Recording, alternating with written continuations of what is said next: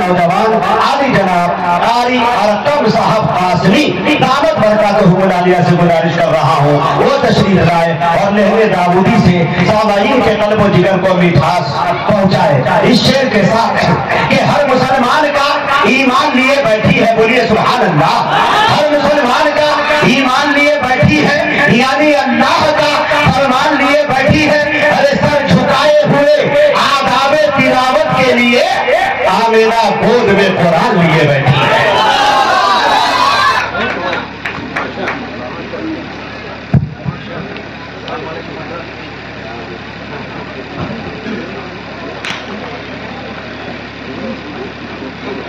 अस्सलामु अलैकुम व रहमतुल्लाहि व बरकातुहू। मेरा इरादा था कि आप तमामी हजरात जो मुझे सुनते रहते हैं आज दूसरे अंदाज में सुनाऊं, लेकिन चूंकि बाहर से आने वाले मेहमानान निज़ाम का हुक्म हुआ कि आप जिस अंदाज में पढ़ते हैं उसी अंदाज में पढ़ें, उसी अंदाज में पढ़ें, क्योंकि आवाज साथ नहीं दे रही है। मैं सूरत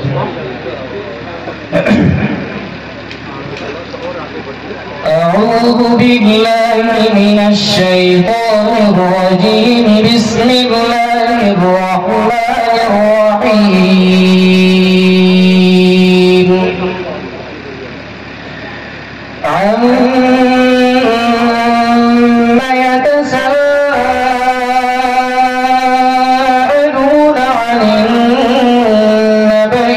रहीम الذي هم فيه مختلفون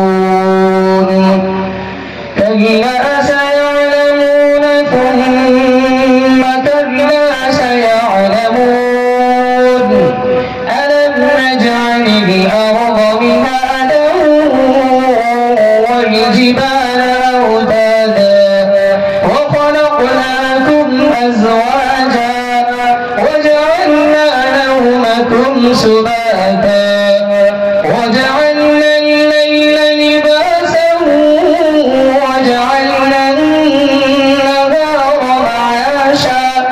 وبنينا فوقكم سبعا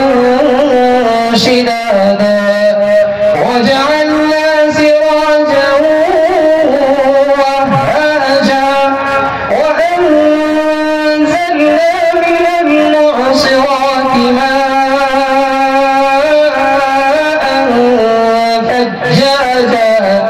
لنخرج به حبا ونباتا وجنات ألفافا إن يوم الفصل كان ميقاتا يوم ينفخ بالصور فتأتون أفواجا وفتحت السماء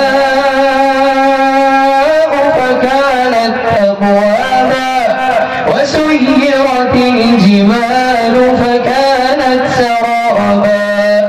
إن جهنم كانت مرصادا للطاغين مآبا لابثين فيها أحقابا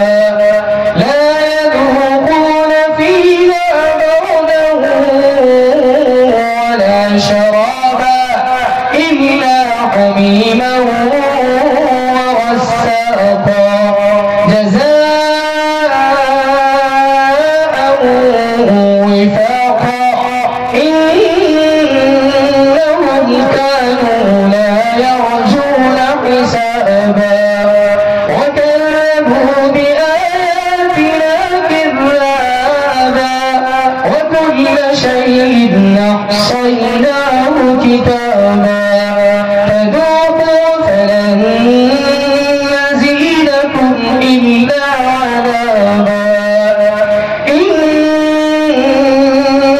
للمتقين مفازا حدائق وأعنابا وكواعب أترابا وكأسا دهاقا لا يسمعون فيها فيها لغوا ولا كذابا جزاء من ربك عطاء حسابا رب السماوات والأرض وما بينهما الرحمن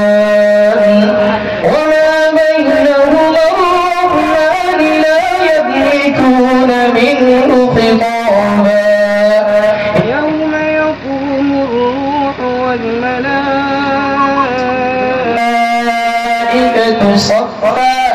لا يتكلمون إلا من أذن له الرحمن لا يتكلمون إلا من أذن له الرحمن وقال صوابا ذلك اليوم الحق فمن شاء اتخذ إلى ربه مآبا إنا